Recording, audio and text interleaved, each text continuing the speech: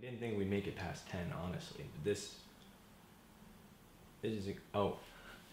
Yes, it's Kiri. Hello, ladies and gentlemen, and welcome to episode 11 of the longest running web series to be hosted by a Greek professional wrestler in the world.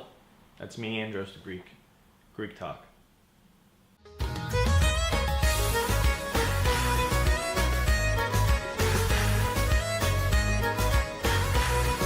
Now, I think what everyone can really pick up from past few episodes of Greek Talk is I like talking about food and sharing food and doing food on this show, mostly because it gives me an excuse to eat said food on set with no shame.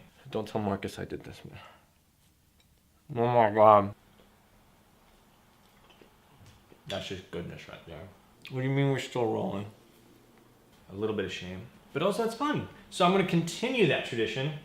And on this episode, we're going to talk about baklava. This is baklava. Let me roll closer.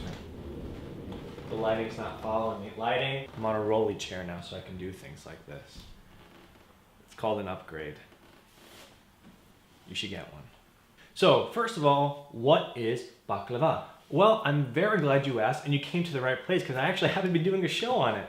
So baklava is a Greek dessert pastry. It's a few layers of phyllo dough, butter, some oil, and then you have a filling of crushed nuts, usually it's walnuts, some seasoning, and then you top it up with some more phyllo dough, and then once it's done, a layer of honey on top of everything. It's great. Much like other Greek foods, like tzatziki, which we just did in the last episode, baklava is a bit of a mix of a few different cultures, and it's really a recipe that the modern iteration that we know of has gone through generations upon generations of different cultures and recipes and families and handing down, and it's just a very long process to get to where we are now. They've been a team for a couple of months and they've neither been annoyed by their company. Anytime you're big backdrop there. It is believed that you can trace baklava all the way back to the Roman Empire. When the Byzantine Empire took over in Greece, in Constantinople, it underwent a few changes. And then when the Ottomans took over, it went through even some more changes.